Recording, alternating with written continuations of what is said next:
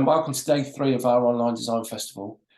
I'm starting to recognise quite a lot of the people that are dropping in, so it's really good to see regular faces, or not your faces, can't see who you are, but see the regular names in the chat. As I keep on saying, please drop anything into the any questions into the chat that you'd like to ask specifically about this talk with Sam Lowe from Wigston Papers. The reason for having this as part of the festival is we've subconsciously created a bit more of a multidisciplinary design festival as opposed to just branding or one specific niche. And later on today we've got something about the future of digital design, and yesterday we had strategy and we've had animation, illustration, all sorts of different areas, which has been really fascinating to see the many different niches. But the reason why I wanted to get Sam involved is when I first started out a hell of a long time ago, digital design didn't really exist in the capacity it does today, and I was very heavily, my first job was loading printers, picking up boxes and doing all the hard graft before turning to screen, and then was working really as a print designer for many years, and always known about great print manufacturers, your Smiths, Fetchergonis, Wigstons, etc. But very rarely had the opportunity to use those products, even though we really wanted to. You had to have the clients and the budgets that were willing to take that leap. So it's always been something I've been fascinated with, and I think it's a great addition to our wider conversation this week, and looking at how we maximise the work that we do to deliver the best products for, depending on what the client is and what their business is. To get us going, I think Sam is just going to run us through a few of the slides about the company. But if it's okay, Sam, just to let us know a little bit about you first, and then just take us through what you've got before we look at a few questions. Yeah. So hello everyone, my name's Sam. Just turned 28, been in, I guess, the creative world for, I don't know, 7 odd years now. So fairly still new, still learning, but also trying to get into those positions and situations like this where I'm meeting other designers and talking to other people. So I went to university to study graphic design. That was my kind of first instance of getting into design. Did a little bit of college beforehand, enjoyed it, found out I wasn't very academic. I don't know if there's a bit of a correlation there with some other people as well, but tends to be one way or the other. I'm quite lucky if you manage to get both, but definitely had more of an eye for design, art, a little bit of photography back then as well, but not so much at the time. And then I joined, well, actually after university, I took a bit of time out. I left with what I thought was a terrible portfolio. I had next to no work on my name, and set up a filming company with a friend, and basically just did local music videos, playing in bands and things myself. Always found that quite interesting. They usually cost quite a lot as well as a young band without any money, so that kind of got me into working with cameras a little bit. And then from there, I found that I had a little bit better portfolio. I had some work experience. We ended up filming for BBC, introducing kind of live lounge sessions, which was really interesting to me. And then also when Leicester City won the Premier League all those years ago, probably never to happen again, but we ended up filming a short documentary with Shinji Okazaki, one of the players as well, with a Japanese company. So that kind of then projected me onto having a bit more confidence, a little bit more behind me in terms of a portfolio.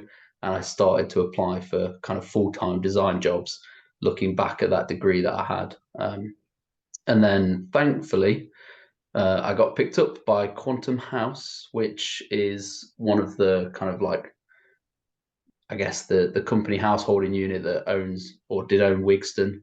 There's a few other companies within the group as well. So there's Innertech Digital and now Stereomax as the other main two. We're all actually just kind of looking to separate for further growth, but I signed up for a job with Innertech, which does wide format print media display, and then unknowingly basically signed myself up for Wigston Paper at the same time. So it wasn't something I particularly looked into, but I found myself really lucky as a designer, because it was just such this, like you say, this creative side of print materials, getting involved with going from digital to print, getting to be able to touch the nice papers, very tactile, love that kind of stuff. So it kind of was a little bit lucky for me really to land with Wigston Paper, and I've been with them now for about 5.5 years, and that's including the other two companies as well. So I've moved up from graphic designer to creative lead for the three companies, and kind of oversee a group of freelancers as well who chip in every now and again to help me. But being the sole creative of a few different companies has definitely got its challenges as well. Um, Obviously quite taxing on your time, trying to make sure you've got everything ready for different deadlines. But no, that's pretty much me at the minute and where I'm at. And then we can discuss a little bit more about Wigston if you're ready for that, Chris. Yeah, that's great. Yeah, that was great. Really nice introduction, mate. So it's good to see it happening in a relatively short period of time. And I think the confidence thing is something that we've spoken a lot during this week. So Okay, yeah. and how that can snowball, it can be quite crippling, but also when you get the opportunities, it can be really boosting, can't it? So it's Yeah. sometimes it's look at the draw and you're in the right place at the right time, and other times it's seizing opportunities and making the most of it. But yeah, that was great. I'd love to know more about Wigston, pal. Awesome. Yeah, so I've just put a few things together, but I spoke to our MD actually about the history of Wigston, obviously prior to me joining the company. But Wigston Paper is kind of a paper merchant in the UK. We're based in Leicestershire, Barden, and like you've mentioned before, it's very similar idea to some of those other companies out there that supply nice paper. But I'll get into that a little bit later on as well. We currently try and pull brands and designers together to obviously deliver nice print material projects. As you can see through here, but it was founded in 1932 by Reginald Walker himself, and the Walker family still actually own the company as well to current date. So that's it's quite exciting. It's obviously a small family business, but now grown into something much larger.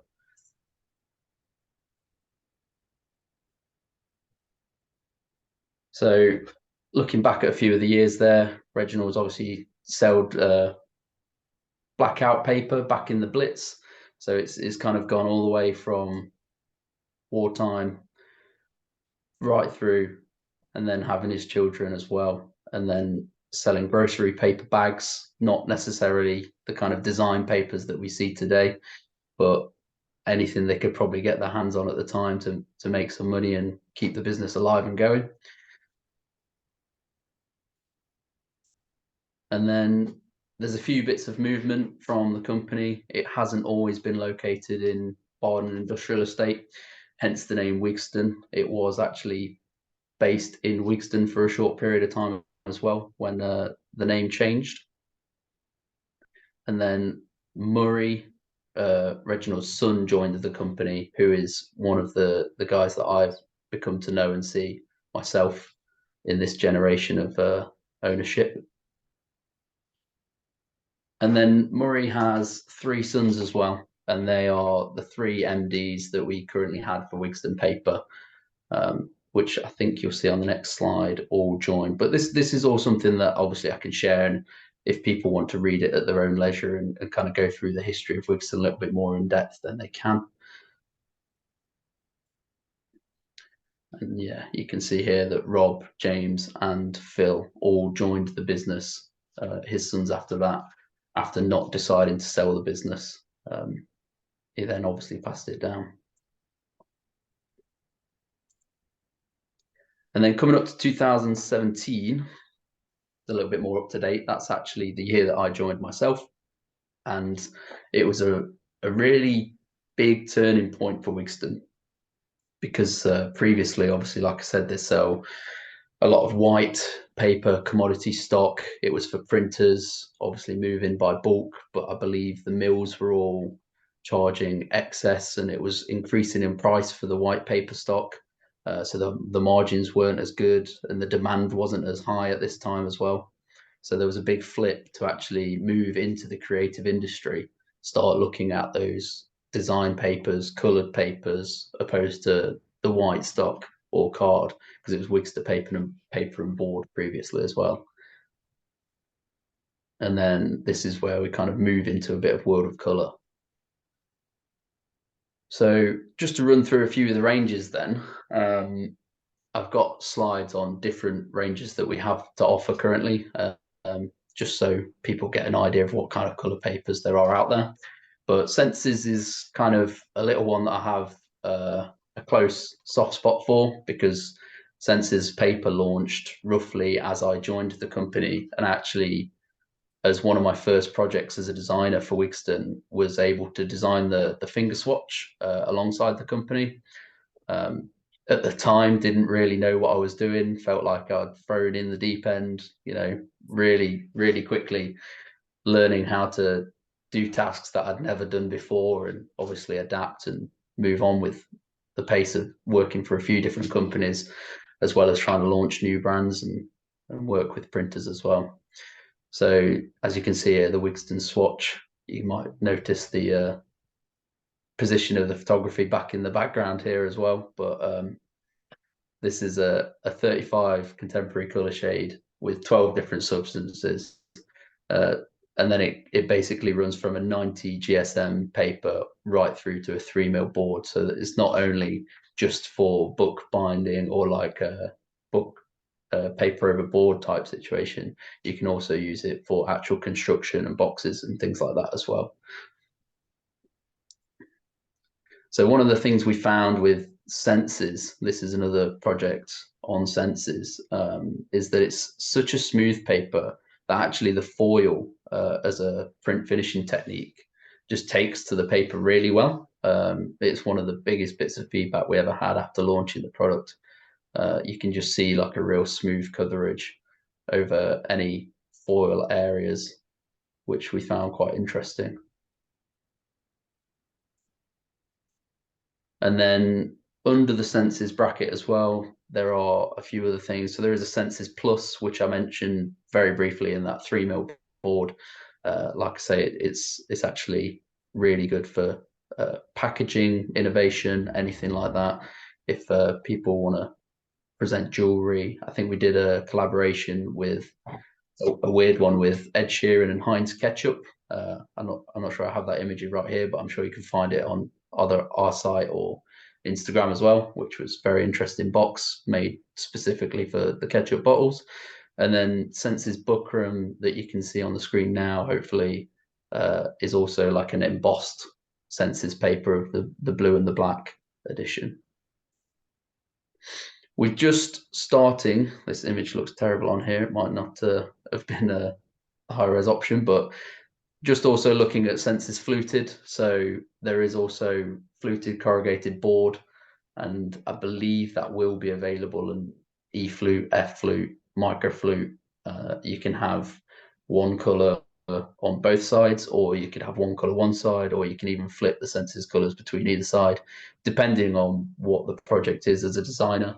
Whether you want both to be lined or not is an option, I guess. And that looks again into this whole packaging and the opening experience for customers, as brands nowadays are trying to look for better ways to package their products, moving away from plastics, looking towards that paper and cardboard for an extra luxury feel. And then not long after, we took on Gmund Colors, which is a German paper mill product. You might have seen it from other companies before as well. But we were the sole distributors of Gmund Colors in the UK. There's a good 48 colors within the range, and that is actually because they've developed a 48 color scheme system, which is quite interesting as a designer, because they reckon they did so much research into how many colors people could remember off the top of their head. Obviously, speaking with color specialists, people who were basically just taken in off the street, and they thought they came up with this idea of the maximum amount of colors that people could probably remember are around 48. And they've got this whole grid system. It's very, as you can imagine, very German. It's very thought out. It's very efficient.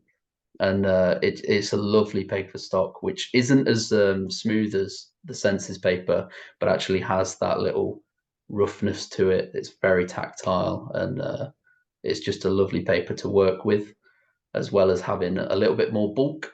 In terms of bulk, it just seems a little bit more dense and therefore a stronger paper. So even if you had a lesser GSM in terms of weight, it could actually be stronger still, depending on the application of print that you're using it for.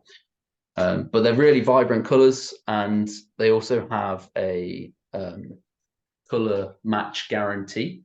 So between the colors, they're kind of claiming, and I've tried it myself, that you can match any two of the colors together, depending on where it is in the 48 spectrum. So say it's the yellow and the blue, or the yellow and the red. It really doesn't matter which number color it is. Within all of them, they've kind of muted the palette so that they all work together and complement each other, which I think is really nice, especially for branding. People that are looking towards branding, brand packaging, rebranding, company colors. If you were to think about actual printed assets as well as the digital assets, like you say, then I guess thinking all the way through to what paper you might want to use to print letterheads, business cards, anything like that, can also be quite interesting to think about the paper stock before you actually decide on those brand colors, maybe. And if they work together and you can use two from the color system of 48, then it kind of makes sense that they sit together nicely as well, rather than having to search through different paper stocks to basically pull those together. Within Gummon colors, that's kind of not just where it ends as well with the 48. As you can see down the left hand side there, they've actually got various versions of Gummon. There's the matte, which is the standard 48 range. Then there's a felt mark, which is an embossed felt paper stock. Then they've got a metallic, which obviously has a shine, a transparent, which, as you can imagine, is a little bit more opaque. You can kind of see through it, which is also quite nice to use as a wrap around various projects. Gummon heavy, and then a Gummon volume as well, which is very similar to the fluted. And then a food range, where a lot of the paper stocks that they've actually got have been tested for food safety. So if you're designing packaging for, say, a bakery or something, that might have to contain food, then they've actually got food safety ratings on those as well, which again is a whole thing that I did not know before joining Wigston, and where the paper needed to be tested to be able to touch your food. But that it does make sense, I guess. And this is just another project example. Some of the high-end luxury brands. This one here, whiskey bottle. And then a few years after taking on Gummont colors, we actually then spoke with the mill in Germany. Been a couple of times myself. It's a lovely area in Bavaria, and they've developed this sustainable range.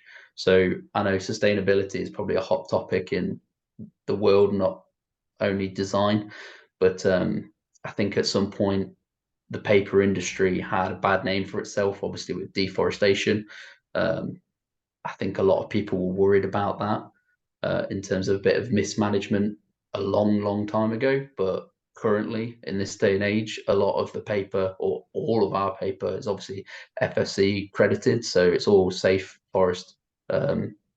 Obviously, chopping it down at a safe rate that's sustainable, making sure it's all tracked and traced, and then obviously putting all of that back together in place and causing an infrastructure that allows us to keep doing so for years to come. But then the Gummon Biocycle range is an interesting one, where they've actually produced new papers with fast-growing fibers. As you can see, some examples on the imagery here. They've used wheat, grass, cannabis, various different things to make paper from, just to make it more sustainable, and using a lot of those fibers to kind of mix with pulp to give a really nice effect on some of the next paper stock as well. So as you can see here, this is the chlorophyll, where it's actually got grass in the paper, And I know it's not quite 4D yet, but if you can smell the paper, it even smells like grass, which is wild. But it makes for really nice projects. We've had a few people interested in this for various companies that are also looking towards their own sustainability and their eco pledge. So it's a really nice product to use and work with. And again, this is also the inside of the same publication, where they've probably used the Gmund biocycle cycle, which is actually 100% recycled paper pulp as well. Then there's Cascade as a separate range, and this is basically a Swedish mill that we work with, and again has multiple colours within the offering. And although it's somewhat similar to the other colour ranges, it's actually more pastels in the range, and also goes up to a 270 GSM in weight. So it's not quite as thick and sturdy, but obviously with tricks like duplexing and various print methods, you can actually reinforce the board as well to produce different items. And then we've got Corniche. This is a fairly new one that joined halfway through my time at Wigston. It's another fluted board range, which we currently have in standard black and white. This was again moving towards packaging, looking at an open flute, a E flute, and an F flute initially. Like I say, through the black and white, and it's a colour through flute as well. So actually the flute inside is also black or white, depending on the variation. It's not just, as you can imagine, a brown box flute running through with black or white on either side. You can see it there on the inside. It's kind of like that whole colour through.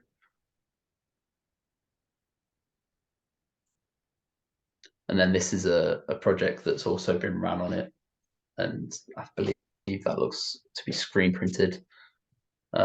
Another nice method that managed to get my hands on at uni a little bit, and it's all good fun, always good fun. And then we have Old School Black. It's another little range that kind of composes of different weights in black, but it's all 100% recycled black. So again, looking towards that sustainability and our own kind of impact on the environment, trying to produce these papers and make these papers available for various brands that are also conscious about their impact.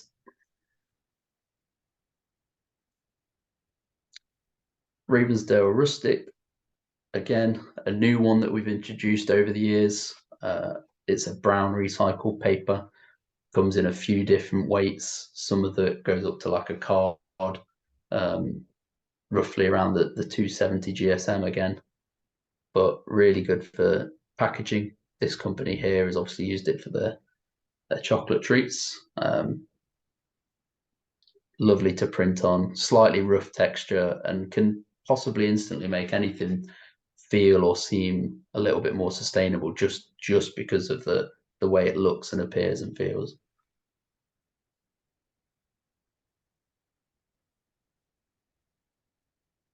And then there's Feta Feltmark, which is a much smaller range. There's only a couple of weights in this, but it's a little embossed white paper, which again can give a really nice effect. You can almost just see it here where it's been printed on, leaving some of that kind of white fleck on the embossed side. Great for stationery or anything like that people want to cause a little bit of a different texture. And that's it from a lot of the ranges. This image was just taken out of one of our clippings bins a little while ago, and I also wanted to bring this up just to remind myself of some of the stuff that we do as a company to actually kind of eliminate our own waste. So a lot of the offcuts, similar to this, will obviously go back and be reused, recycled, and brought back in. I've been to the Gmund mill myself a couple of times, and you can see they have the different colors all stacked together in any offcuts that they use, and they actually repulp similar colors together and produce more paper with that, which is quite nice to see. And then internally at Wigston as well, a lot of our offcuts, if they're usable, will go to local schools and even to local artists, including people like my mother, who produce cards and basically sell them on to charity. So I think it's a real nice kind of like full loop closed circuit of where the paper goes from being produced all the way through and then recycled again. So it's really nice to see, and obviously it helps out the more local community as well. Super. And then the last kind of point that I just wanted to quickly briefly touch on is collaborations. Wigston are always looking out to work with different people, whether it's designers, whether it's printers, whether it's just anyone who wants to get involved. I know myself and Chris have been talking a little bit on some projects that we want to work on together in the future as well. We are quite charitable as a company, and if there's anything that can benefit multiple companies working together, then we're always happy to do so as well. The image on the left here is some of our cascade paper used for an art installation, which is to represent the bees. And I believe the project's called Hive or Swarm. I think I can actually see it is there, which was a really nice, interesting one. We've also worked a lot with the PAC, which is a paper artist collection, where they're obviously really talented individuals that can kind of scalpel out paper and make the most beautiful things that, again, I'd never thought could be created with paper prior to joining the company. This is another collaboration project where we worked with an individual who obviously designed this calendar, and then we got it foil printed as well, and it just looks stunning as a final result. It's great. And I think that's it for the slides on there. Amazing. Oh, it's really, really interesting, Sam. It's really nice to see the story of the company, to see that, where the evolving nature of where things start. It seems to be, it's quite typical, isn't it? Start in a certain field, diversify and evolve. I mean, I always seem to remember when I was saying earlier, when I first started out, it was print design was pretty much the sole thing that you created for. Yes. We went through a sort of digital wave of, first, internet websites and then social media starting out and then e-commerce and all these sorts of things. And it's like this panic that print was dead. I remember that vividly, this idea that, no one will ever print anything ever again. It was just, no need for it. And then it was sort of like, actually, no, there is a place for it. Maybe we have to just be a bit more considerate about how we use it. And seeing the innovations that companies like yours do, I think that really helps creatives to get the best out of the products, especially like when you're talking about the things that you're doing more recently, the speed at which that's developing from a sustainability perspective, or like you mentioned about the packaging. I never knew about the food thing myself. It's always interesting. I think it does, like you say, it does make sense. But to have that knowledge, to know that those procedures are in place and that safety measures are there, and it just really helps designers and studios and creatives to sort of have a partner to work with. Do you work in a sense that if somebody wasn't sure, because there is a lot of detail, isn't there? There's a lot of complex elements to this. And one thing that I've always found clients are quite unsure about, unlike, say, if you do a cheap digital run, you can just send them a PDF, they can see the design, they amend it, approve it, sign it off, and then receive it, 2 days late or something crazy like that. Really, generally poor quality, but it's cheap, and you get what you pay for. And like with what you guys provide, there's a lot of nervousness I've always found with a client, because they can't always see the product. So if you're going to just print a logo on a really nice piece of board and then maybe have it foiled, you're basically sending them a mock-up, which is just a black and white PDF, isn't it? There's no real content. Exactly. Yeah. You work with designers to sort of help them understand the products so that they can confidently, guide their clients, so the process is a lot easier. Yeah, definitely. So I guess an example of that is some of the swatches that we have on offer. I mean, got a couple to hand here, but obviously showing people what's available, going into different customers, talking to them. A lot of the sales reps love to go face to face and show them examples, whether it be previous work. So, like say, if somebody's looking to get something foiled, we'll obviously have an example to show them how that's going to turn out and look prior to them kind of agreeing to doing it.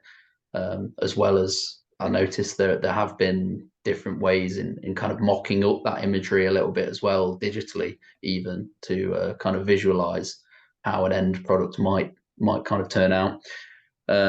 We do have various sample packs, like I say, that also kind of show those different printing techniques, whether it be foiling or pressing or screen printing or anything like that.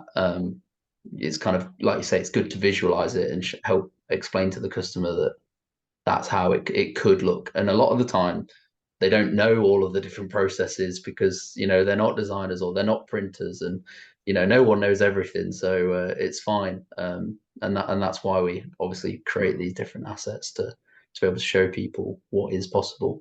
But even we're finding out new things that are possible on paper as the years go on. So I guess it's not just going to finish there. It's open ended.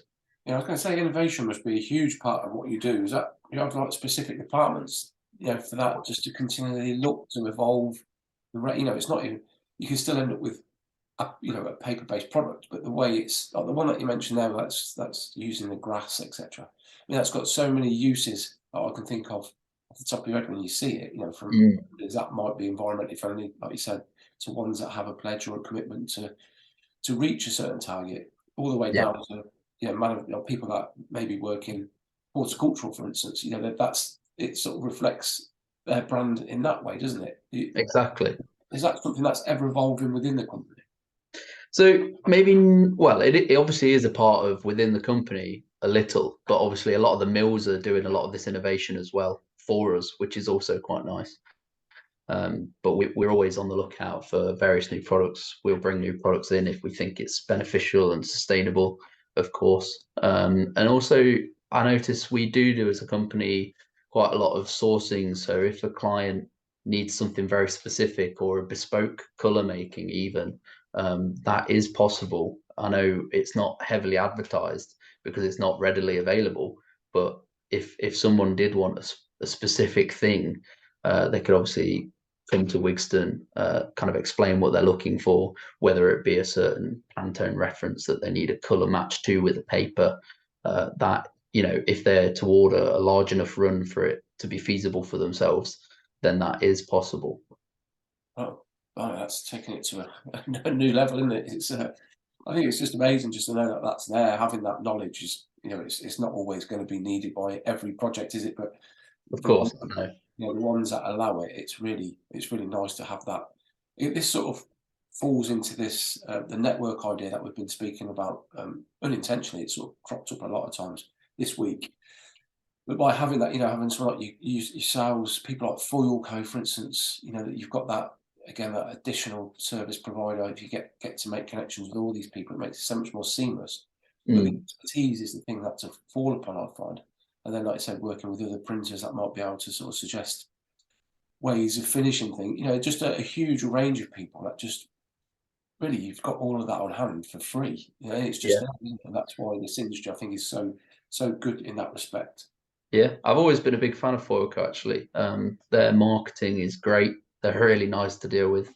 And we did run one of our collaborations with them, which kind of fits right into all of this, whereby we supplied the paper, they supplied the foil, and they were running workshops throughout different universities, going actually into lectures, kind of showing students what is possible on paper and teaching them how to uh, toner foil. So they were printing things off live in the class in the studio and then laminating them through with toner foils.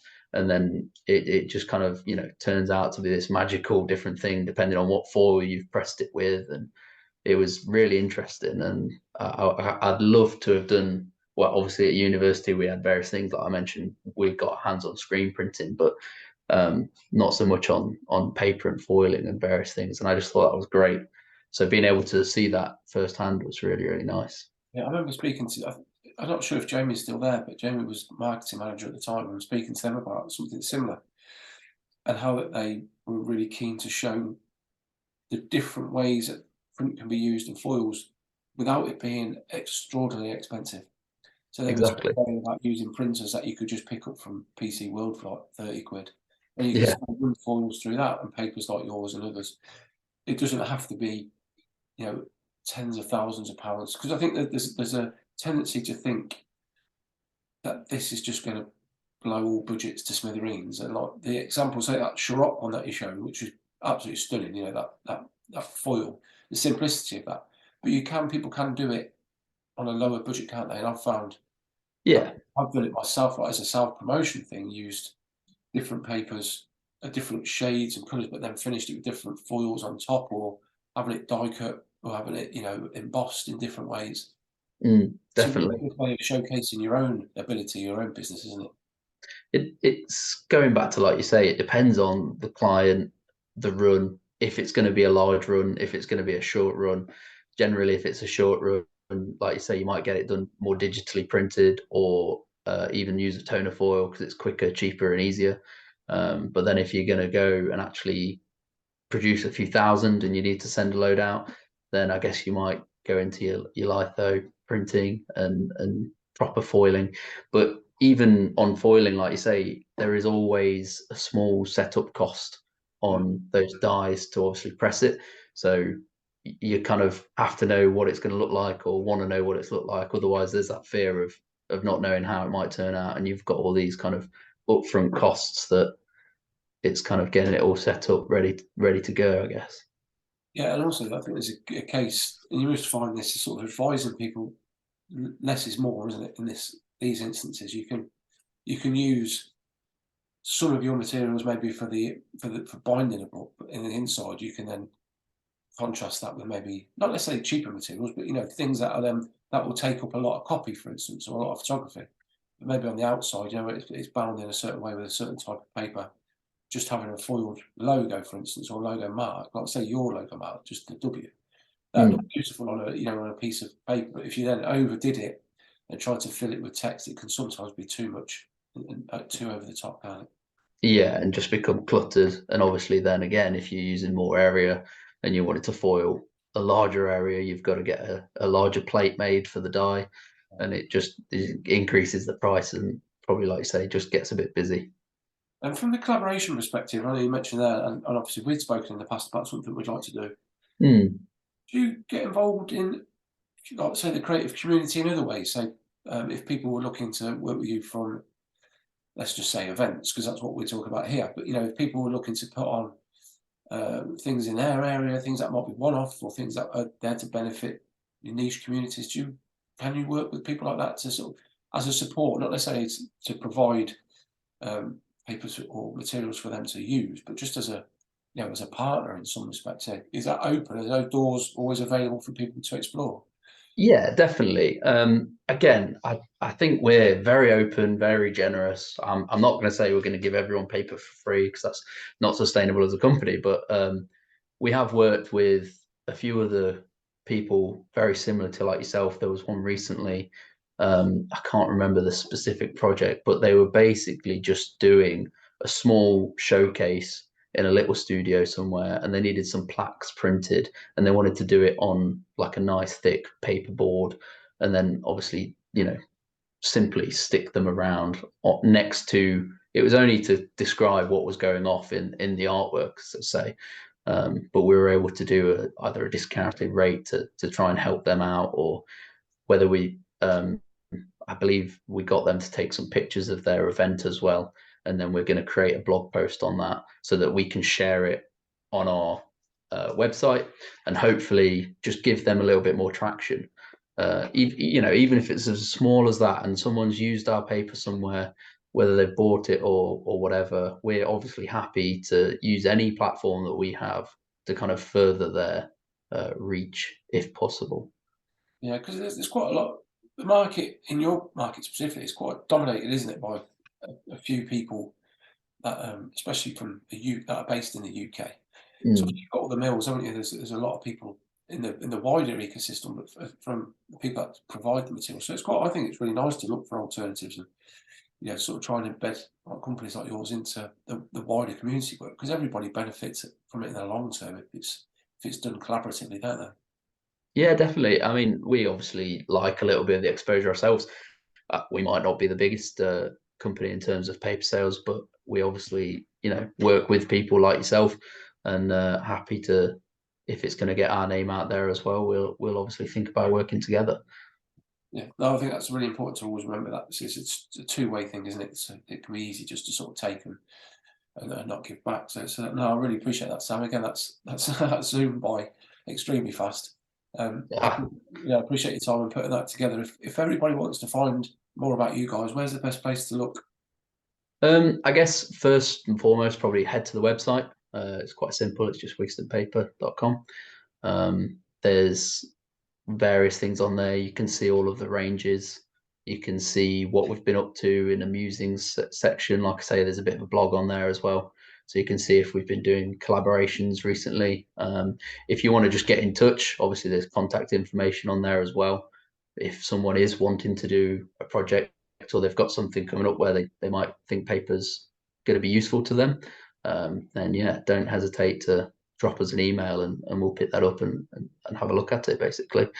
Alternatively, we slow down a little bit now, but we do also have some presence on Instagram. You can check us out there. It's quite easy to find, again, Wigston Paper. And there's plenty of previous projects on there, whether it's just for your own benefit to have inspiration for new projects that you might be looking towards, or whether you're just generally on that platform and like scrolling through the images or not. It's up to you guys, I guess. But no, it's been fun. Thank you. Pleasure. No, I've seen. I think we follow each other on Instagram. It's always good to see. It's a great space for that sort of thing to showcase products and things that you've recently done, as well as new innovations and new materials. It's always well. I think for somebody that loves print, I find it fascinating to see what you guys are up to. So I'll be in touch soon about what we spoke about. But until then, have a great rest of the day and week, and I'll see you very soon. Yeah, thank you very much, Chris. Really appreciate it, and hope the rest of the festival goes well. Yeah, cheers, mate. Appreciate it. See you soon. Cheers. ta